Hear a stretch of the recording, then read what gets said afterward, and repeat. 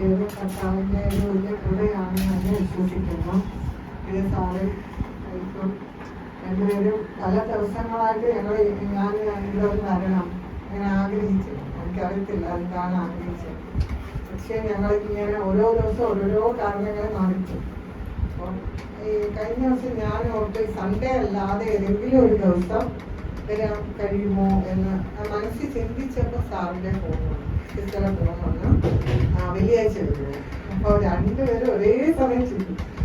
അപ്പോൾ അതിൽ നിന്ന് എനിക്ക് മനസ്സിലായി ഇവിടെ വരുന്ന കർത്താവിൻ്റെ ഒരു നടത്തിപ്പാണ്. ഈശോപ്പ പറയാതെ ഒരു സ്ഥലത്ത് പോകാൻ നമുക്ക് പറ്റത്തില്ല.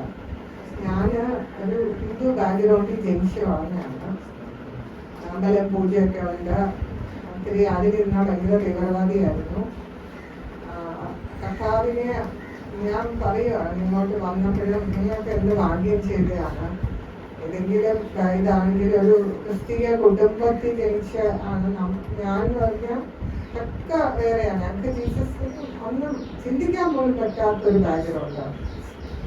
പക്ഷേ ഒന്നും അറിയാം, നമ്മള് ബൈബിൾ എനിക്ക് സാധാരണ സാക്ഷ്യം പറയണം. എനിക്കിങ്ങനെ സാക്ഷ്യം നൂല് വെച്ച് പറയാൻ എനിക്ക് ആഗ്രഹമാണ്. അത് ക്ഷമിക്കണം, എനിക്ക് അങ്ങനെ പറയാം. എനിക്ക് വചനവും എൻ്റെ ജീവിതാനുഭവങ്ങളും വചനവും കൂടെ ചേർത്തേ പറയാൻ പറ്റുള്ളൂ. ക്ഷമിക്കണം. അപ്പോൾ നമ്മള് അമ്മയുടെ ഗർഭപാത്രത്തിൽ ഉരുവാകുന്നതിന് മുമ്പേ നമ്മളെ കർത്താവ് കണ്ടു അല്ലേ? അപ്പൊ എന്നെ അന്നേ സെലക്ഷൻ തന്ന ഞാൻ നിങ്ങളെ തെരഞ്ഞെടുത്തു എന്നാണ് ബൈബിൾ പറയുന്നത്. എന്നെ കർത്താവ് അന്നേ തെരഞ്ഞെടുത്തു. ഞാൻ യേശുപ്പച്ചനെ അറിയുന്നത് കാലടി ക്രൂശിലെത്തിയപ്പോഴാണ്. ആ ക്രൂശിന്റെ ചോട്ടി വന്ന് അപ്പൊ എനിക്ക് അങ്ങനെ നമ്മളായിട്ട് ഞാൻ ഐഡന്റിഫൈ ചെയ്ത് മനസ്സിലാക്കി ഇങ്ങനെ യേശുവിനെ അറിഞ്ഞത് കാലടി ക്രൂശി വന്നിട്ട്. അപ്പം നമുക്കൊരു വലിയ എവിടെ ഇരിക്കുന്ന ആരെങ്കിലും പരിചയമുള്ളത് കൊണ്ടോ വന്നത്. ഞാൻ ഈ അച്ഛൻ വന്നപ്പോൾ എത്രയോ ദൈവസ്നേഹം ഉണ്ടാക്കാൻ ഇവരൊക്കെ വരുന്നത്, എത്രയോ നല്ല ആരോഗ്യമുള്ള ഇവരെല്ലാം ഉണ്ട് ഇല്ലേ? അപ്പം അതൊരു ദൈവികമായ ഭർത്താവിനേക്കുള്ള വലിയ സ്നേഹം. ആ സ്നേഹത്തിലാണ് നമ്മളെല്ലാം ഇന്നിവിടെ കൂടിയിരിക്കുന്നത്. ആരും വലുതുമല്ല ചെറുതുമല്ല. ഞാൻ എൻ്റെ ജീവിതത്തില് എനിക്കൊരു അസുഖം ഉണ്ടായിരുന്നു, സ്പോണ്ടിലോസിസ് എന്ന് പറയും, എല്ല് തേയ്മാനം, കഴുത്തിൻ്റെ ഇവിടെ എല്ല് തേയ്മാനം. അതുവരെ ശരിക്കും പറഞ്ഞാൽ ഞാൻ വക്കീലാണ്. അവിടെ പഠിച്ച സ്ഥലത്തെല്ലാം റാങ്ക് അതൊന്നും പറയാനില്ല. നിങ്ങൾ ആരും അതിനെ കുറിച്ചൊന്നും പോഷം എനിക്കതൊന്നും പ്രശംസയില്ല. എനിക്ക് പ്രശംസിക്കാനുള്ള ക്രൂശിക്കപ്പെട്ട ക്രിസ്തുവിന് മാത്രം. അമ്മേ, അപ്പം ഞാനിങ്ങനെ പഠിക്കുന്ന സമയത്ത് ഇല്ലാത്ത പഠിക്കുക ഭയങ്കര അഹങ്കാരിയാണ്. അഹങ്കാരം ഇപ്പൊ അത് പറയാൻ തന്നെ ദൈവമേ, അങ്ങനെയുള്ള ഒരുവൻ ക്രിസ്തുവിലായ പുതിയ സൃഷ്ടി അമ്മേ അങ്ങനെ മാറിയൊരു വ്യക്തിയാണ്. ഞാൻ വിശ്വസിക്കുന്നത് തന്നെയാണ് നടന്നുകൊണ്ടിരിക്കുന്നത്. അപ്പം പഠിക്കുന്നിടത്തൊക്കെ റാങ്കും എല്ലാ കാര്യങ്ങളിലും ഒരു വലിയ പൊസിഷന് കഷ്ടപ്പാടൊന്നുമില്ല. അച്ഛൻ പോലീസ് ഓഫീസറായിരുന്നു. എല്ലാം നല്ല ഗുഡായിരുന്നു, എവറിഥിങ് ഗുഡായിരുന്നു. അത് നമുക്ക് എല്ലാം തികഞ്ഞാണ് ഇരിക്കുന്നത്. ആരെ താഴോട്ടുള്ളവരെയോ അല്ലെ എന്തെങ്കിലും നോക്കാനുള്ള കണ്ണൊന്നും അന്ന് എനിക്കില്ലായിരുന്നു. ഇതെനിക്ക് ഏറ്റവും ഭയങ്കര ദേഷ്യം കോളേജിൽ പഠിക്കുമ്പോഴേ എല്ലാം ബന്ധുക്കോസ് കേൾക്കുമ്പോൾ ഭയങ്കര വേറൊന്നല്ല. അവര് പറയും എല്ലാവരും ഞാൻ മാത്രമേ ഉള്ളൂ, ബാക്കി എല്ലാവരും വിശാലാണെന്ന് പറയും. ഞാൻ കേട്ടതാണ്, അതൊന്നും പറയാനല്ല ഞാൻ പറയുന്ന. ഞാൻ തുടക്കം പറയാം. അത് പറയും നിങ്ങളൊക്കെ വിശാലാണ്, ഞാൻ മാത്രം. അപ്പൊ ഈ കോളേജിലൊക്കെ മോൺസൈൻസ് കോളേജിലാണ് പഠിച്ചത്. അവിടെ മാറുമായിരിക്കില്ല. അവിടെയൊക്കെ ഇങ്ങനെ ഇതിലുള്ളവർ ആരുടെ മിണ്ടൂല, ഒരു ഇത് വന്നാൽ യൂണിറ്റി ഇല്ല. ഭയങ്കര വേർപാട്. അതായത് അന്നൊന്നും എനിക്ക് മനസ്സിലായില്ല എന്തോ കാണിക്കുന്നതാണ്. ഞാൻ അതിനേക്കാൾ വലിയ വേർപാടായിരുന്നു എൻ്റെതായ നിലയിൽ. അങ്ങനെയുള്ളവർക്ക് സംസാരിക്കൂല. വേറെ ഭയങ്കര റിജിഡ് റൂൾസൊക്കെ ഉണ്ടായിരുന്നു എനിക്ക്. പക്ഷേ അത് ഞാൻ പറഞ്ഞില്ല, ഈ രോഗം വന്നപ്പോൾ ഇനി ചികിത്സിക്കാൻ ഒരു സ്ഥലമില്ല. എപ്പോഴത്തെല്ലാം പോവാം, അവരുടെ എല്ലാം പോയി. ഒരു രീതിയിലും അവസാനം ഒരു ഡോക്ടർ സർജറി പറഞ്ഞു. ആ സർജറിക്ക് പോകുന്നതിൻ്റെ തലേ ദിവസം രോഗശാന്തി ശുശ്രൂഷ എന്നൊരു ബാനർ കണ്ട് ഞാൻ എൻ്റെ ഹസ്ബൻഡ് അവിടെ പോവാണ്. അങ്ങോട്ട് ചെന്നപ്പോൾ ഞാനൊരു ഗ്രീൻ സാരി ഒരു ബ്ലാക്ക് ബ്ലൗസ് ആണ് ചെയ്യുന്നത്. അപ്പൊ ആ മനുഷ്യൻ അവിടെ നിന്ന് ആ ദേവദാസൻ അദ്ദേഹം ബ്രാഹ്മണിരിക്കുന്ന യേശുവിനെ അവിടെ വന്നതാണ്, ബാംഗ്ലൂരിലല്ല. പുള്ളിക്കാരൻ അവിടെ നിന്ന് ആ ദേവദാസൻ നിന്ന് പറയുകയാണ്, ഇവിടെ ഒരു ലേഡി ഉണ്ട്, ഇന്ന് സർജറിക്ക് പോകാൻ പോകും. ട്രാൻസ്ലേഷൻ ഉണ്ട്, അയാൾ ഇംഗ്ലീഷിലാണ് പറഞ്ഞ അവരെ കർത്താവ് തൊടുന്ന സൗഖ്യമാക്കുന്നു. ശരിക്കും പറഞ്ഞാൽ നമുക്കെല്ലാം എന്തെങ്കിലും ഒരു ട്രാജഡി എന്ന് വെച്ചാൽ നമ്മുടെ കൈ നിലം വിട്ട് പോകുമ്പോഴാണ് നമ്മൾ ഇങ്ങനെയൊക്കെ അവിടെ. എന്നെ സംബന്ധിച്ചത് ഞാൻ ആ കച്ചിത്തൊരു പോലെ അവിടെ പോവുകയാണ്. എല്ലാവർക്കും ഭയങ്കര അതിശയമായി. ഞാൻ ഇങ്ങനെ അവിടെ ചെന്ന് ഹസ്ബൻഡ് എന്നെ വിചാരിച്ചിട്ട് എനിക്ക് അവിടെ പോകണം എന്നാണ്. ഹോസ്പിറ്റലിൽ ഈ സർജറി വേറെ കുറെ കാര്യങ്ങളൊക്കെ പർച്ചേസിന് ഇറങ്ങിയാണ്. ഓടിക്കും അവിടെ പോയി എന്തൊക്കെയോ അദ്ദേഹം പറഞ്ഞു, ഒന്നും മനസ്സിലായില്ല. പക്ഷെ ഈ ഒരു സൗഖ്യമാക്കുന്നെന്ന് പറഞ്ഞപ്പോൾ അത് എൻ്റെ അടുത്താണ് പറഞ്ഞത്. എനിക്കൊരു ഫീല് വന്നു. ഞാൻ അപ്പോൾ more prayer need Jesus healed. അന്ന് അവിടെ വെച്ച് എനിക്ക് ഭയങ്കരമായിട്ട് യേശു എന്നെ തൊട്ട് എന്നൊരു വിശ്വാസമാണ്. എനിക്ക് വേറെ ഒന്നും അറിയത്തില്ല. ക്രിസ്തു മതം അറിയാം, അല്ലാതെ ഈ പരിശുദ്ധാത്മാവ് യേശു ആരാണ് എന്താണെന്ന് അറിയത്തില്ല. ക്രിസ്തു മതം ഉണ്ടെന്ന് അറിയാം. അപ്പോൾ ഞാൻ അവിടെ വെച്ച് വിശ്വസിച്ച് എനിക്ക് സൗഖ്യം തന്നു യേശു. ആ പിടിച്ചെടുക്കുന്നത് അങ്ങനെ വിശ്വസിച്ച് സർജറിക്ക് പോയില്ല. അമ്മേ ഇന്ന് ഈ സമയത്തിലെ ദൈവകൃപയാ എനിക്ക് അസുഖമില്ല. പക്ഷെ അന്ന് ഒരു കാര്യം മാത്രം യേശുവിനെ കുറിച്ച് എനിക്ക് ഒത്തിരി ക്രിസ്ത്യൻ ഫ്രണ്ട്സ് ഒക്കെ ഉണ്ടായിരുന്നു. ഞങ്ങൾ ഒരുമിച്ച് പഠിച്ചു, നല്ല പഠിക്കുന്ന സ്റ്റുഡൻസ് ഉണ്ട്. അവരാരും തന്നെ അവരിവിടെ ഇരിക്കുന്ന കൊച്ചു മക്കളൊക്കെ ഓർത്തോണം, നമ്മുടെ കൂടെയുള്ളവർ നമ്മൾ അവരെ വേറെ ഒന്നും പഠിപ്പിച്ചില്ലെങ്കിൽ നമുക്കൊരു സ്നേഹമുള്ള ഒരു ദൈവമുണ്ട്. യേശുപ്പയ്ക്ക് ജാതിയും മതമൊന്നും ഇല്ല. നമ്മള് യേശുപ്പടുത്ത് എന്ത് ഇഷ്ടമുണ്ട് പറഞ്ഞാൽ മതി, യേശുപ്പ ഇത് ചെയ്തു തരുന്നു. കൊച്ചു കുട്ടികള് എല്ലാം നമ്മൾ പറഞ്ഞാൽ അത് എവിടെയെങ്കിലുമൊക്കെ അവരെ തൊടും. ഒരു വിത്ത് ഇട്ടാൽ മതി, മുളച്ചു വരും. ഞാൻ അന്ന് തൊട്ട് RCCയില ലോകത്ത് മുഴുവൻ ഓടി നടക്കുമായിരുന്നു. വേറൊന്നുമില്ല, എനിക്ക് വേറൊന്നും അറിയത്തില്ല. യേശു സൗഖ്യമാണ് ഇത് പറയും, സൗഖ്യമാവും. ക്യാൻസർ പേഷ്യൻസ് ഒക്കെ ഇഷ്ടംപോലെ സൗഖ്യമായിരുന്നു. ഒരു പരസ്യവും ഇല്ല, ഒരു ചർച്ച ഒന്നും ഇല്ലാതെ ഇങ്ങനെ പറയുമായിരുന്നു. ഓടിച്ചെന്ന് ആർക്കും പറയാം, ഏത് മതവിചാരി അതൊന്നും നോക്കൂല. പക്ഷെ അങ്ങോട്ട് എനിക്കത് ചേഞ്ച് ചെയ്തു. പക്ഷെ ഞാൻ ഒരു റിജിറ്റ് ഇത് വെച്ചിട്ടുണ്ട്, ഇന്ന സ്ഥലത്തെ മിണ്ടുള്ളൂ അങ്ങനെയൊക്കെ. അതെല്ലാം മാറി. പെട്ടെന്ന് പറയാം, എനിക്ക് അരമണിക്കൂർ തന്നിട്ടുള്ളൂ, തുടങ്ങിയിട്ട് ഒരു അംശമായതേ ഉള്ളൂ. അപ്പൊ അവിടെ വെച്ച് അങ്ങനെ ഒരു സൗഖ്യം കണ്ടു. പിന്നെ ഞാൻ ഇങ്ങനെ ബൈബിളും വായിക്കാൻ തുടങ്ങി. എന്നെ ഒരു പാസ്റ്ററും അല്ല കർത്താവിൻ്റെ അടുത്ത് എത്തിച്ചത്. യേശുപ്പൻ്റെ അടുത്ത് പോയി ബൈബിള് പരിശുദ്ധാത്മാവ് വീട്ടില് ഇരുന്ന് വായിച്ചുകൊണ്ടിരിക്കുമ്പോൾ എന്നെ അദ്ദേഹം പറഞ്ഞു തരും, പരിശുദ്ധാത്മാവിന്റെ സാന്നിധ്യം തരും. ഞാൻ എപ്പോ എവിടെയെന്ന് ചോദിച്ചാൽ അപ്പൊ എന്നെ തുറന്നേന്നത് എന്നെ തൊഴിൽ. അങ്ങനെ ദൈവസാന്നിധ്യം നിറഞ്ഞു തന്നാണ് ഞാൻ ജീവിക്കുന്നത്. പിന്നെ എന്തെങ്കിലും ഒരു നന്മ ഉണ്ടെങ്കിൽ കർത്താവ് തന്നതേ ഉള്ളൂ. ഈ പൊസിഷൻസ് ഒന്നും തന്നെ നമ്മളെ ഒരിടത്ത് എത്തിക്കില്ല. കർത്താവിന്റെ സമാധാനം, ആ സമാധാനം എന്ന് പറഞ്ഞാൽ കർത്താവില്ല ഈ ഓർക്കും തരാൻ പറ്റില്ല. ഞാനത് ഇൻട്രഡക്ഷൻ ആയിട്ട് പറയാം. ഒന്ന്, നമ്മൾക്ക് ഇന്നത്തെ ദിവസം എൻ്റെ ഹസ്ബൻഡ് തിരുവല്ലയാണ്. അവിടെയെല്ലാം ഞാൻ പോയിട്ട് കണ്ടിട്ടുണ്ട്. കുരിശൊക്കെ ഉണ്ടാക്കി പുറത്ത് വെച്ച് പീഡനം സഹിക്കുന്നു. ഗുഡ് ഫ്രൈഡേ അതൊക്കെയാണ് ഞാൻ കണ്ടത്. ഒന്ന്, നമ്മളെല്ലാം സത്യം അറിഞ്ഞാൽ സത്യം നിങ്ങളെ സ്വതന്ത്രമാക്കുന്നതാണ് അദ്ദേഹം പറയുന്നത്. നമ്മൾ ഒരു പ്രവൃത്തി എല്ലാം തികച്ചവനാണ് ജീസസ്. യേശു നമുക്ക് വേണ്ടി സകലതും നിവർത്തിയാണെന്നാണ് പറയുന്നത്. അങ്ങനെ ഒരു ദൈവം നമ്മളെ ഉള്ളപ്പോ നമ്മൾ ഈ നേരത്തെ കാഴ്ചകളുടെ ഒന്നും ഒരു ആവശ്യവുമില്ല. പക്ഷെ എല്ലാവരെയും ക്രൂസിഫിക്കേഷനാണ് പറയുന്നത്. അപ്പൊ കുരിശ് മരണം, കുരിശ് യേശു കാലരി ക്രൂശിന്ന് നമുക്ക് എന്തൊക്കെ തന്നു. അത് എനിക്ക് ദൈവം ഇന്ന് ഇവിടെ വന്നപ്പോ ഞാൻ ഇന്നലെ രാത്രി എല്ലാം ഇങ്ങനെ പ്രയർ ചെയ്തപ്പോഴും കർത്താവ് പറഞ്ഞ ഇവിടെ ഇരിക്കുന്ന ആളോട് എന്റെ സ്നേഹം പറഞ്ഞു കൊടുക്കാം. ഈ ക്രൂശിലെ സ്നേഹം അതിനേക്കാൾ വലുത് ഈ ലോകത്ത് ഒരു സ്നേഹമില്ല. അതെ, നിങ്ങൾ ആരെങ്കിലും എന്തെങ്കിലും നിരാശപ്പെട്ടിരിക്കുകയാണെങ്കിൽ ആ നിരാശയോടിരുന്ന് നമ്മൾ പ്രാർത്ഥിച്ച കർത്താവിന്റെ സന്നിധിയിൽ എത്തത്തില്ല. പത്രോസിന്റെ ലേഖനത്തിലുണ്ട്, പാപവും ഭാരവും വിട്ട് നമുക്ക് ഭാരം നമ്മളുടെ ഉള്ളിൽ വെച്ചേക്കാണെങ്കിൽ നമ്മുടെ പ്രാർത്ഥന ഒന്നും അതിനടുത്ത് എത്തത്തില്ല. ഞാൻ പറയും, പക്ഷെ എനിക്കത് നല്ല അനുഭവമുണ്ട്. എൻ്റെ അനുഭവത്തിൽ നിന്നാണ് ഞാൻ ഓരോ വചനവും ഇത് ചെയ്യുന്നത്. അപ്പൊ പരിശുദ്ധാത്മാ ഈ കർത്താവ് കാൽവരി ക്രൂശിയിൽ നമുക്ക് എന്തൊക്കെ തന്നു, കർത്താവ് എന്തിനാണ് പറഞ്ഞത് എല്ലാം എനിക്കറിയാം. പക്ഷേ നമ്മൾ ആ നോളജിൽ നമുക്കൊന്നും നേടാൻ പറ്റില്ല. ഒരറിവുണ്ട്, യേശു ക്രൂശി മരിച്ചു, യേശു ഉയർത്തരുത്, യേശുവിനെ സൗഖ്യം. ഈ അറിവിൽ നിന്ന് നമുക്കൊന്നും കിട്ടില്ല. മനസ്സിലായോ? ആ ജീവൻ, അതായത് കാൽവരിയിൽ കർത്താവിനെ നമ്മൾ പ്രാർത്ഥിക്കാൻ മുത്ത് തുടങ്ങുമ്പോൾ യേശുവിനെ കാണും, ക്രൂശിക്കപ്പെട്ട ക്രിസ്തുവിനെ കാണും. ആ കർത്താവിന്റെ നിൽക്കാൻ പറ്റുന്ന സാധിക്കും, ആ കർത്താവിനെ കാണണം. അപ്പൊ ആ യേശുപ്പ എത്രയോ വർഷം 2025 വർഷം മുമ്പേ മാനവരാശിയുടെ മുഴുവൻ ശരി, ക്രിസ്ത്യാനികളുടെ ഇല്ല, മുസ്ലിം ആ ഒരു ഡിനോമിനേഷൻ ഇല്ല. ക്രിസ്ത്യൻസിൽ എത്ര വിഭാഗമുണ്ട്, IPC UPC കുറെ ഉണ്ട്. അപ്പൊ കാത്തലിക്, മാർത്തോമ, യാക്കോബ എല്ലാം ഉണ്ട്, ഒരുപാട് വിഭാഗം. ഞാൻ എല്ലാ ചർച്ചയിലും മിക്കവരും എന്നെ വിളിക്കും, പോയിട്ടുണ്ട്, ധൈര്യത്തോടെ എന്ന് പറഞ്ഞിട്ടുണ്ട്. യേശു കർത്താവ്, പിതാവാം ദൈവം, പുത്രനാം ദൈവം, പരിശുദ്ധാത്മാ, ഏക സത്യദൈവം. ആ വചനം അതല്ലാതെ ഈ ലോകത്ത് ഒന്നിന്റെ അടിമ നമ്മൾ ആവരുത്. ഒന്നിന്റെ അടിമ ഒരു വ്യക്തികളുടെ, എല്ലാവരും ബഹുമാനിക്കണം. ദൈവവചനം പഠിപ്പിക്കുന്നവര്, നമ്മളെ വഴികാട്ടി തരുന്ന, വചനം പറഞ്ഞു തരുന്നവരെ എല്ലാവരെയും നമ്മൾ ബഹുമാനിക്കും. പക്ഷെ നമ്മൾ അവരെ ഒന്ന് വർഷിപ്പൊക്കെ കർത്താവിനാണ്.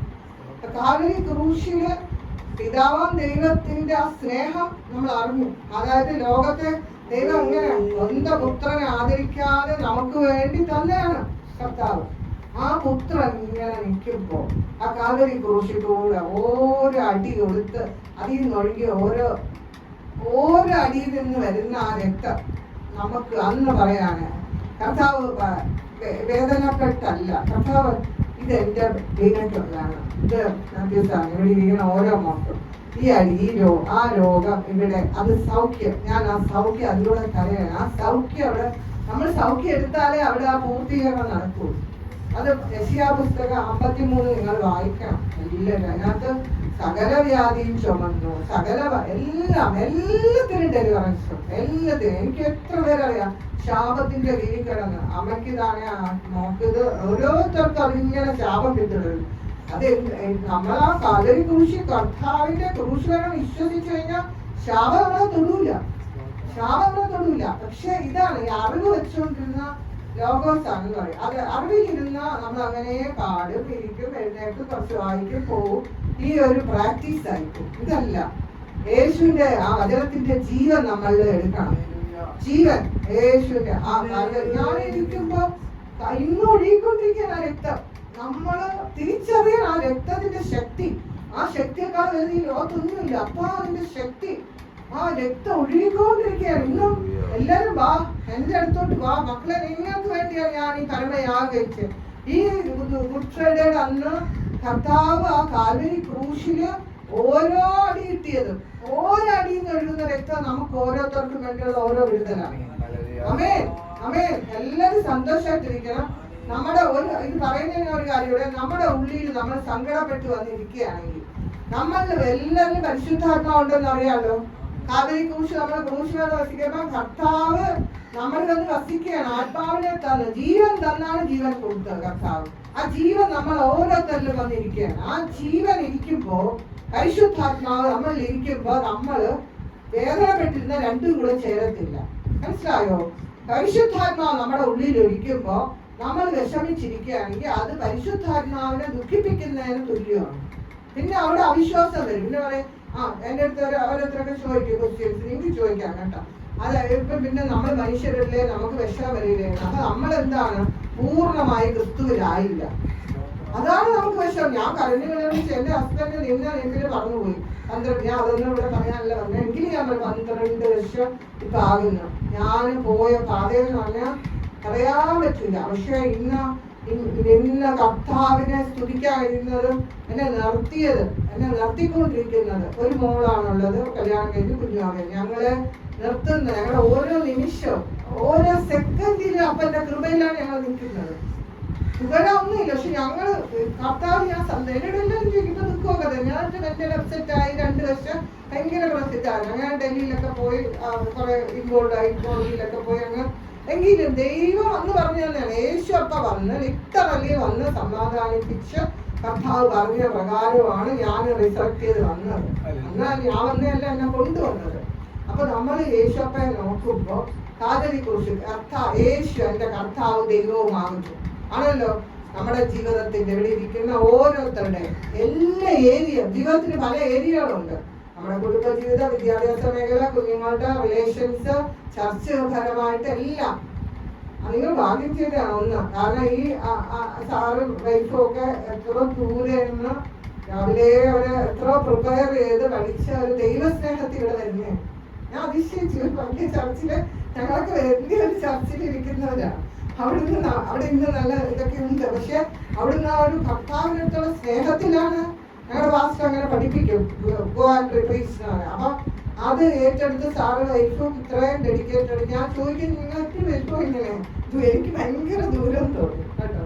അപ്പൊ അങ്ങനെ കർത്താവ് നമ്മുടെ ആ ഏരിയയിൽ, നമ്മുടെ ജീവിതത്തിലെ എല്ലാ മേഖലകളിലും യേശുവാണ് കർത്താവ്. അപ്പൊ അറിയണം, യേശുപ്പ നീ എന്റെ ജീവിതത്തിലെ കർത്താവ്, ഓരോ ഏരിയയിലും അങ്ങനെ കർത്താവ് എന്നെ ഭരിക്കണം. എന്റെ കുഞ്ഞുങ്ങളുടെ വിഷയം, ഈ വീട്ടിലെ എന്ത് വിഷയമാണോ കർത്താവ് ഭരിക്കണം, കർത്താവായിരിക്കണം, കർത്താവ് ഡിസിഷൻ എടുക്കണം, നമ്മളെ ഏൽപ്പിച്ചു കൊടുക്കണം. നമ്മൾ പറയും യേശുവല്ല. ഇപ്പൊ എന്നെ കഴിഞ്ഞ ദിവസം ഒരു ലേഡി വിളിച്ച് പ്രാർത്ഥിക്കാൻ വിളിച്ചിട്ട് അവർക്ക് സൗഖ്യമായി. എന്നിട്ട് പറഞ്ഞു, സൗഖ്യം എനിക്ക് വേദനയൊന്നുമില്ല, പക്ഷെ എന്നോട് ചൊവ്വാഴ്ച ബിലീവേഴ്സുകാർ പറഞ്ഞു MRI എടുക്കാൻ ചെല്ലാൻ.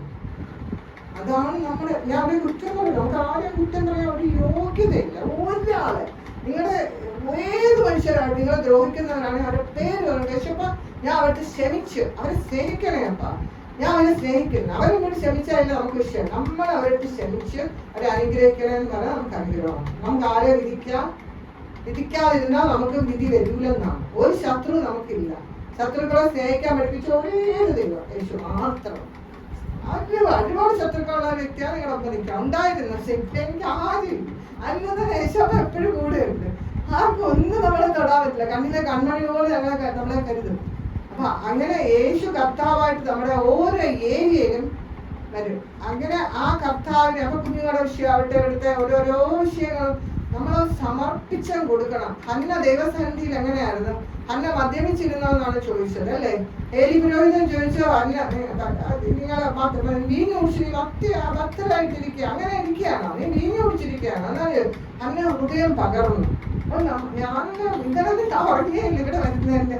കർത്താവ് അവിടെ പോയി എന്താണ് പറഞ്ഞത്? ഞാൻ ഒന്നും എഴുതി വെച്ചില്ല. അത് കർത്താവ് തരുന്ന ആത്മാവ് സംസാരിക്കും, പരിശുദ്ധാത്മാവ് സഹായിക്കും, പരിശുദ്ധാത്മാവ് തന്നുകൊണ്ടേ ഇരിക്കും. ആ പരിശുദ്ധാത്മാവ് പറയുന്നതാണ് ഞാൻ ഇവിടെ പറയുന്നത്. ഒന്നും അടുപ്പിച്ചിട്ടാന്ന് എനിക്ക് തോന്നുന്നത്. ക്രൂശിക്കപ്പെട്ട ക്രിസ്തുവിനെ പ്രസംഗിക്കാൻ പറഞ്ഞു. ആ ക്രൂശിലെ സ്നേഹം ഇവിടെ ഉള്ളവർക്ക് എല്ലാം കർത്താവ് തന്നെയാണ് വലിയ. പക്ഷെ നിങ്ങളത് റിസീവ് ചെയ്യണം. പക്ഷെ അപ്പൊ ഞാൻ സ്വീകരിക്കുന്നു എന്ന് പറയണം. പറഞ്ഞിട്ട് നമ്മുടെ മനസ്സ് എപ്പോഴും ഇങ്ങനെ ചഞ്ചലപ്പെട്ടു. നമ്മുടെ മനസ്സാണ് നമ്മളെ ചതിക്കുന്നത്. മനസ്സിൽ നമ്മൾ ഇപ്പൊ ഇവിടെ ഇരിക്കുമ്പോഴും ചില വിഷയങ്ങളൊക്കെ ഓർത്ത് ഇങ്ങനെ ഇരിക്കണവരുണ്ട്, എനിക്ക് ഫീൽ ചെയ്യുന്നത്. പക്ഷെ അത് നമുക്ക് ആ ഒരു കാര്യം മാറണമെങ്കിൽ നമ്മൾ പൂർണ്ണ, ഇപ്പൊ ഈ കുഞ്ഞ് അമ്മയുടെ അടുത്തിരിക്കുന്ന ഇവർക്ക് ഒന്നും ചിന്തിക്കേണ്ട അല്ലേ? ഒന്നും ചിന്തിക്കേണ്ട, അമ്മ എല്ലാം നോക്കിക്കോളും, അമ്മ എല്ലാം നോക്കുക. അതുപോലെ നമ്മൾ അങ്ങനെ ഒരു ഏൽപ്പിച്ചു കൊടുക്കണം. യേശുപ്പ എന്റെ എല്ലാ ജീവിതത്തിന്റെ എല്ലാ മേഖലകളും കർത്താവിന്റെ ഭാഗത്ത് ഞാൻ വയ്ക്കുന്നു. യേശുപ്പ ഇതിനകത്ത് കർത്താവിനെ ഉള്ളു പ്രവർത്തിക്കും. നിങ്ങളുടെ മുമ്പ് ഇരിക്കുന്ന ഞാൻ നിൽക്കുന്നില്ലേ, ഒരു വലിയ മിറക്കിളാണ് മുഴുവൻ ജീവിതത്തില്. എല്ലാ മിറക്കിളാണ്, ഓരോ ഇൻസിഡന്റ്. അതെ, അങ്ങനെ മിറക്കിള് കർത്തവ്യം ചെയ്യുന്ന അറിയാവുന്നതുകൊണ്ട് ആ ദൈവസ്നേഹം പറയുന്നതാണ്. അല്ലെങ്കിൽ എനിക്ക് വേറെ ഒരു പ്രത്യേകതയില്ല. ഏറ്റവും ബാഡ് ക്യാരക്ടറാണ് അഹങ്കാരം. ഏറ്റവും ഭയങ്കര അഹങ്കാരമാണ്. അത്ര കഴിവ് ഒരു ഇതായിരുന്നു. പക്ഷെ ഇപ്പം ഒന്നുമില്ല. എന്തെങ്കിലും ഒരു നന്മ ഉണ്ടെങ്കിൽ അത് യേശുപ്പ തന്നതേ ഉള്ളൂ. അപ്പൊ ക്രൂശ് കണ്ടിട്ട് ആ ഒരു സ്നേഹം നമ്മളിൽ നിറയണം. നമുക്ക് ആരെങ്കിലും മരിക്കൂ, ചിലപ്പോ നമ്മൾ മരിക്കുമ്പോൾ കല്ലറ വരെ വരും, അതേ ഉള്ളൂ. പക്ഷെ അതൊക്കെ നമുക്ക് അറിയാമെങ്കിലും നമ്മുടെ മനസ്സിൽ ഇതൊക്കെ എടുക്കണം. ദൈവവചനോട് ധ്യാനിക്കണം. സ്വർഗത്തിലെ സകല ആത്മീക അനുഗ്രഹത്താൽ ക്രിസ്തു യേശുവിൽ എന്നെ അനുഗ്രഹിച്ചിരിക്കുന്ന യേശു ക്രിസ്തുവിന്റെ പിതാവും ദൈവവും ആയവൻ വാഴ്ത്തപ്പെട്ട ഈ ഒരു വചനം രാവിലെ എടുത്തിട്ട് അത് തന്നെ അടുക്കളയ്ക്ക് എവിടെ പോയില്ല ചിന്തിച്ചു നോക്കുക. അത് തന്നെ ചിന്തിക്കണം. എല്ലാ ആത്മീയ അനുഗ്രഹങ്ങളും. ആത്മീയ അനുഗ്രഹം വരുമ്പോൾ കുറേ ബോധ്യം വരും. പിന്നെ നമുക്ക് ഈ ലോകസ്നേഹം, ദൈവസ്നേഹത്തെ, ലോകസ്നേഹം നമുക്ക് തന്നെയാണ്. ഞാൻ നാളെ തൊട്ട് നല്ലതായിട്ട് നടക്കും, അങ്ങനെയാണ്. നിങ്ങളോട് ഞാൻ ഭയങ്കര സ്റ്റൈലൊക്കെ നടന്നുകൊണ്ടിരുന്ന ഒരു വ്യക്തി, രൂപമല്ല, എല്ലാ മേക്കപ്പും ഭയങ്കര ജടികമായി നടന്നതാണ്. എന്റെ സ്വഭാവത്തിലൊന്നും ദൈവകൃപയെ അങ്ങനെ പോയി. പക്ഷെ ഭയങ്കര ഇതായിരുന്നു. ഇതൊന്നും നമ്മൾ ചിന്തിക്കുന്ന പോലും ഇല്ല. അന്നാടിയുടെ ഒക്കെ നിൽക്കാൻ ഒരു സമയമില്ല. അപ്പൊ അങ്ങനെ ഒരു നമ്മളെ മാറ്റുന്നത് പരിശുദ്ധാത്മാവേ ഉള്ളൂ. പരിശുദ്ധാത്മാവാണ്. നിങ്ങളുടെ എല്ലാ ഹൃദയങ്ങളിലെ യേശുപ്പാ, ഈ ഹൃദയങ്ങളിലെ ഭാരങ്ങൾ എല്ലാം നീങ്ങിപ്പോട്ടെ. യേശുവിനെ നാമത്തിൽ കത്തിക്കുക. കർത്താവ് എനിക്കൊന്ന് ഒരു വാഗ്ദത്തം ആർക്ക് വേണ്ടി ഇടിയിരുന്ന് പ്രാർത്ഥിച്ചവര് യേശുപ്പ അവിടെ ഇറങ്ങുന്നുണ്ടോ? ഇറങ്ങി വന്ന് അപ്പന്റെ മഹത്വം എടുക്കും. നമുക്കൊന്നും ഒരു മഹത്വം ഒന്നുമില്ല, എല്ലാം യേശുപ്പന്റെയാണ്. നമ്മളെ എന്തിനാണ് യേശു സെലക്ട് ചെയ്തത്? നമ്മളിരിക്കുന്ന പരിശുദ്ധാത്മാവ് വഴി ലോകത്ത് യേശുവിനെ വെളിപ്പെടുത്തേണ്ടവരാണ് നമ്മളെല്ലാം. അറിഞ്ഞൂടാത്ത എന്നെ പോലെ അറിയാത്തവർക്ക് പറഞ്ഞാലല്ലേ അറിയാൻ പറ്റുള്ളൂ. അത് നമ്മൾ പറയണം. അത് തീവ്രവാദത്തിൽ പറയില്ല, സ്നേഹത്തിൽ. എനിക്ക് BJP-യിലൊക്കെ ഒരുപാട് പേര് അറിയാം. അവരെല്ലാം ഓടി ഒരാളെ വന്നിട്ട് ഇയാളുടെ മതം മതമൊന്നും ഞാൻ ആരെയും മാറ്റാറില്ല. അപ്പൊ എന്നോട് പറഞ്ഞു അങ്ങനെ പറ്റൂല, ഇവിടുത്തെ കൊച്ചു പിള്ളേരൊക്കെ വൈദ്യ റിപ്പോർട്ടില്ല. ഞാൻ പറഞ്ഞു ഒന്നും എന്തില്ല. ഞാൻ അത് കഴിഞ്ഞ് അയാൾ അടുത്ത ദിവസം വണ്ടി വെച്ചപ്പോൾ ഓടി വരും. ഞാൻ സാറേ അയാൾ ബുക്കൊക്കെ എഴുതുന്ന വലിയ ലോയറാണ്. ഞാൻ സാറേ പ്ലീസ് എനിക്കിന്ന് കേസ് കണ്ണ് നടത്തിയിരിക്കുന്നു. അങ്ങനെ വീട്ടില് ചേട്ടന് ക്യാൻസർ, അമ്മയ്ക്ക് ക്യാൻസർ, അനിയത്തിക്ക് ക്യാൻസർ, ഒന്ന് പ്രാർത്ഥിക്കും. ഞാൻ പറഞ്ഞൊക്കെ ശരിയാണ്. പിള്ളേരൊക്കെ ചെന്ന് പറഞ്ഞു. അതാണ് നമ്മുടെ സാക്ഷിയാണ്. പക്ഷെ ആർക്ക് ക്യാൻസർ തന്നെയല്ല, നമ്മുടെ യേശുപ്പന് എല്ലാ കാര്യത്തിലും ഉത്തരം തരാൻ പറ്റും. നമുക്ക് നമ്മൾ ദൈവത്തെ ഒരിക്കലും കൊടുക്കുക. നമ്മളെല്ലാം ഇങ്ങനെ ഞാൻ പറഞ്ഞിട്ടുണ്ട്, തന്നെ ചടിക്കുക. ഇതൊന്നും എനിക്ക് വേണ്ട, ഈ ജീവിതമേ വേണ്ട. ഞാൻ ജനിച്ചപ്പോഴേ എൻ്റെ അമ്മ എന്നെ കൊല്ലാത്ത എന്താന്ന് വരെ ചോദിച്ചിട്ടുള്ള വ്യക്തിയാണ്. ആൾക്കാർക്ക് തരിപ്പണായ വ്യക്തിയാണ് നിങ്ങളുടെ മുമ്പ് നിൽക്കുന്നത്. ഇനി ഞാൻ അതൊക്കെ ദൈവം എടുത്ത് നീക്കിയെന്ന് പറഞ്ഞാൽ ഇങ്ങനെ ഒരു ദൈവം എനിക്ക് ഭയങ്കര എന്തൂസിയാസ്റ്റിക് ആണ് ഇതൊക്കെ പറയാം. കാരണം ഞാൻ പ്രാർത്ഥിച്ചുകൊണ്ടിരുന്ന കല്ലും മണ്ണും എല്ലാ സ്ഥലങ്ങളും പോയി ഉരുണ്ട് ഏതൊക്കെ ഒന്നും അല്ലെന്നും ഒരു ജീവനുള്ള ദൈവം നമ്മളിലുണ്ടെന്നും ആ ദൈവത്തിന്റെ പ്രതിമയാണ് ക്രിസ്തുവിന്റെ പ്രതിമയായിട്ട് നമ്മളെ ഓരോരുത്തരും. ക്രിസ്തു ദൈവത്തിൽ എന്തെല്ലാം പിതാവ് വെച്ചിട്ടുണ്ടോ അതെല്ലാം യേശുപ്പനിലുള്ള എല്ലാം പരിശുദ്ധാത്മാവായിട്ടുള്ള ബന്ധത്തിൽ നമ്മളിലുണ്ട്. നമ്മളെല്ലാം പ്രൗഡായിരിക്കണം. യേശുപ്പയുടെ മക്കൾ, ഞാൻ ദൈവ മകളാണ്, ഞാൻ യേശുപ്പയുടെ മകളാണ് പറഞ്ഞു നോക്ക്. 10 പ്രാവശ്യം പറഞ്ഞു, 10 പ്രാവശ്യം അല്ല 100 പ്രാവശ്യം രാവിലെ പറഞ്ഞു നോക്ക്. നിങ്ങളുടെ ജീവിതത്തിലെ ഓരോരോ കാര്യങ്ങൾക്ക് ദൈവം മാറ്റം തരും. കാലിൽ ക്രൂശ് നോക്കുന്ന കർത്താവിന്റെ പിതാവും ദൈവമാകുന്നു. യേശു എന്റെ കർത്താവും ദൈവമാകുന്നു. യേശു എനിക്ക് വേണ്ടി കാലിൽ ക്രൂശി മരിച്ചു, അടക്കപ്പെട്ടു, ഉയർത്തെഴുന്നേറ്റ് പിതാവിന്റെ വലതുഭാഗത്ത് സകല പ്രവൃത്തികളും തികച്ച് സ്വസ്ഥതയിരിക്കുന്നു. അങ്ങനെ ഞാനും യേശു ക്രിസ്തുവിലൂടെ എന്റെ പ്രവൃത്തികളിൽ നിന്നെല്ലാം മാറി ഞാൻ സ്വസ്ഥതയിരിക്കുന്നു. നമ്മളൊരു വിഷയത്തിന് വേണ്ടി പ്രാർത്ഥിച്ചാൽ നമ്മളത് പ്രാർത്ഥിച്ചിട്ട് അത് വിശ്വസിച്ച കിട്ടി, അത് നടന്നു എന്ന് പറഞ്ഞിട്ട് പിന്നെ അതിന് സ്ട്രഗിൾ ചെയ്യില്ല. ഞാൻ എൻ്റെ അനുഭവമാണ്, പെട്ടെന്ന് നിർത്താം, കുറച്ച് പറയാൻ പറ്റുള്ളൂ. പക്ഷെ ഇങ്ങനെ നമ്മൾ ഇതല്ലേ പ്രാർത്ഥിക്കണം. നമ്മൾ പറയാം അത് കിട്ടി, അത് തന്നു, ദൈവത്താണ്, ആ സ്വസ്ഥതയൊക്കെയാണ്. പിന്നെ ഏതൊരാളെ വിളിക്കണം, ഏത് ഡോക്ടറെ വിളിക്കണം, അല്ലെ എവിടെ പോകണം, ഏത് ബാങ്കിൽ പോയി കടമെടുക്കണം, ചിന്തിക്കല്ലോ. അവിടെ നമ്മൾ ദൈവത്തിന്റെ മഹത്വം കാണും. മനസ്സിലായോ? നമ്മൾ ഒരു കാര്യം പ്രാർത്ഥിച്ച യേശുപ്പാ സ്തോത്രം സ്തോത്രം സ്തോത്രം സ്തോത്രം നടത്തി തന്നതിനായി സ്തോത്രം. സ്തോത്രത്തിൽ കവിഞ്ഞിരിപ്പിക്കുന്നുണ്ട്, സ്തോത്രത്തിൽ കവിഞ്ഞിരിപ്പിക്കുന്ന ബൈബിളിൽ വചനമുണ്ട്. ആ സ്തോത്ര ത്യാഗത്തിൽ തീരത്ത് മഹത്വം ഇറങ്ങും. അപ്പൊ അങ്ങനെ മഹത്വ വിഷയത്തെ എനിക്ക് കാണണം എന്ന് പറയുന്നത്. ഞാൻ കോർട്ടിലൊക്കെ പോയി കേസൊക്കെ ചെയ്യുന്നതെന്ന് പറഞ്ഞാൽ എനിക്കൊരു സീനിയർ റിലേഷൻഷിപ്പ് എല്ലാം പറഞ്ഞു തരും. എഴുതാം എല്ലാം കോർട്ടിൽ പോയി എനിക്കിപ്പോ എത്ര വലിയ സീനിയർ ആണെങ്കിലും അവരുടെ മുമ്പിൽ ഫൈറ്റ് ചെയ്യാനുള്ള എല്ലാ കൃപകളും ദൈവം തരും. എനിക്ക് ഒരു കഴിവില്ല, യേശുപ്പയുടെ കൃപ മാത്രം. പക്ഷെ എനിക്ക് അതിലൊന്നും ഇഷ്ടമേ അല്ല, എനിക്ക് നീതിയില്ല. മനസ്സിലായില്ല? നീതി ഇല്ലാത്ത സ്ഥലത്ത് നമുക്ക് പോകുമ്പോൾ ഭയങ്കര ബുദ്ധിമുട്ടാണ്. അതിന്റെ ദൈവത്തിന്റെ നമ്മൾ ഒരിക്കലും സ്വയനീതി എടുക്കണം. കർത്താവിന്റെ നീതി എന്താണ്? ആ പാപിനിയായ ഒരു സ്ത്രീയെ എല്ലാ മനുഷ്യരും കൂടെ വന്ന് കല്ലെറിഞ്ഞപ്പോ കല്ലെറിയാൻ വന്ന് പാപം ചുമത്തി അല്ലെ. ഞാൻ ഇടയ്ക്ക് എനിക്ക് എന്തോ പരിശുദ്ധാത്മാവ് തരുന്നു, അതുകൊണ്ട് ഞാൻ പറയുന്നതാണ്.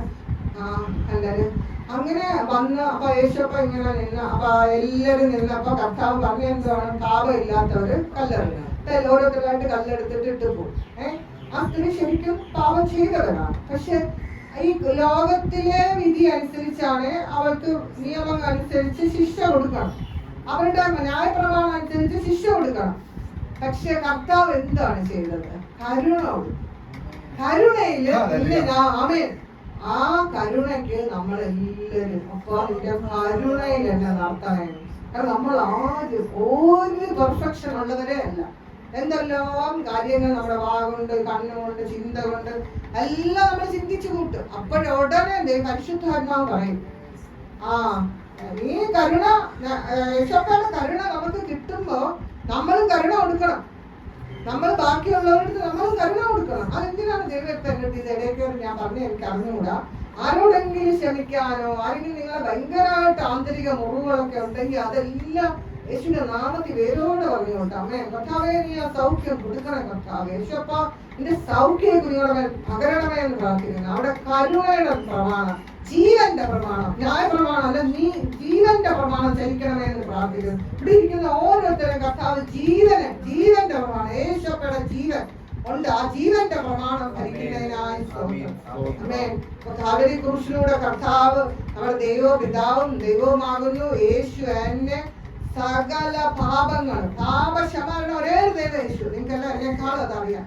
ആ ക്ഷമ തന്ന് പാപക്ഷമാന്ന് കർത്താവിന്റെ മകളാക്കി. അത് കഴിഞ്ഞ് കർത്താവ് എന്താണ് തന്നെ നമുക്ക് നീതീകരിച്ച് നീതിയുടെ വസ്ത്രം ഒളിപ്പിച്ചു. അത് ഈ ലോകത്ത് ഏത് വസ്ത്രം നിങ്ങൾക്ക് ഏത് ഷോറൂമിൽ പോയി വാങ്ങിച്ചോ അതൊന്നുമല്ല കർത്താവിന്റെ നീതി. എന്നെ കാണുമ്പോ മക്കളെ കാണുമ്പോ യേശു പിതാവാം ദൈവം നമ്മളെ കാണുന്നത് കർത്താവിലൂടെയാണ് കാണുന്നത്. കർത്താവിന്റെ നീതി നമ്മൾ നിറഞ്ഞു. ആ നീതിയുടെ വസ്ത്രം നീതിമാനാക്കി ഒരാൾ നീതിമാന്. ലോകത്ത് അതിനേക്കാൾ വലിയ ഭാഗ്യം ഇറങ്ങുന്നില്ല. ഞാൻ നീതിമാനാണ്, ഞാൻ യേശോയുടെ മകളാണ്. ആ നീതി യേശോയുടെ നീതി എന്നെ ധരിക്കും. ഇങ്ങനെ നമ്മള് പ്രാർത്ഥിക്കുമ്പോൾ ഇങ്ങനെയുള്ള കൺഫെഷൻസ് ഒക്കെ പറയണം കേട്ടോ. ഭയങ്കര അനുഗ്രഹമാണ്. നമ്മൾ കണ്ണ് വിചാരിക്കാത്ത മിറക്കിൾ നമ്മുടെ ജീവിതത്തിൽ വരും. മിറക്കിൾ നമ്മുടെ ഓരോരോ വിഷയത്തിലുള്ള മറുപടി ഇന്നലെ പ്രാർത്ഥിച്ചിട്ട് കിട്ടാത്ത എന്തെങ്കിലും വിഷയം ഞാൻ ചലഞ്ച് ചെയ്ത് പറയാം. നിങ്ങൾ യേശോയുടെ പാദത്തിൽ പോയിരുന്നത് ഒന്നരന്റെ കണ്ണ് ഇങ്ങനെ അപ്പാ നിന്റെ നീതിയുടെ വസ്ത്രം തന്നു, ഞാൻ നിന്റെ മകളാണ്, എന്നെ മകനാക്കിയതാണ്. അങ്ങയുടെ ആ ശക്തി, ആ അത്യന്തപരമായ ശക്തി, മൂന്നാം നാൾ ഉയർത്തേറ്റ ഉയർപ്പിന്റെ ശക്തി എങ്ങനെ നിറഞ്ഞു കവിയണമെന്നാണ്. ആ തേജസ് നിൽക്കണം. നമ്മളെല്ലാം തേജസ് കൊണ്ടുള്ള അത് വേണം. നമ്മളെല്ലാം ക്രിസ്ത്യാനികളെന്ന് പറഞ്ഞ് ഇരുന്നിട്ട് ക്രിസ്തു ഉള്ളിലുള്ളവരാണ്, ഞാൻ മതമല്ല പറയുന്നത്. അങ്ങനെ ആയി കഴിഞ്ഞിട്ട് നമ്മൾ ഭാരപ്പെട്ട് ഉണങ്ങിയിരിക്കുന്നത് നിങ്ങൾ വിചാരിക്കുക എനിക്ക് എല്ലാം സേഫ് ആണെന്ന്. എല്ലാ കാര്യവും ഒരുപാട് കാര്യങ്ങളുണ്ട്. പക്ഷെ അതൊന്നും അല്ല. ഫ്രണ്ടിൽ എന്റെ യേശോപ്പനാണ് എഴുതുന്നത്. അതിനേക്കാളും എല്ലാം മേലെ യേശോപ്പനാണ്. പണ്ട് മോശയ്ക്ക് ഇത്രയും പേരെയും കൊണ്ട് ചെങ്കടൽ പോകാൻ വേണ്ടി കർത്താവ് തുറന്നു കൊടുത്തു. വടി ചെങ്കടൽ പിരിഞ്ഞു കൊടുത്തു, രണ്ടായിട്ട് വിഭാഗിച്ചു കൊടുക്കേണ്ടത്. പക്ഷെ നമ്മുടെ പുതിയ നിയമത്തിൽ വന്നപ്പോ മോശ നമുക്ക് പത്രോസ് വെള്ളത്തിന്റെ മേല് കയറി വെള്ളം നീക്കിയല്ല നടന്നത്, വെള്ളത്തിന്റെ മേല് നടന്ന ശുശ്രൂഷയാണ് പത്രോസിനെ കർത്താവ് കൊടുത്തത്.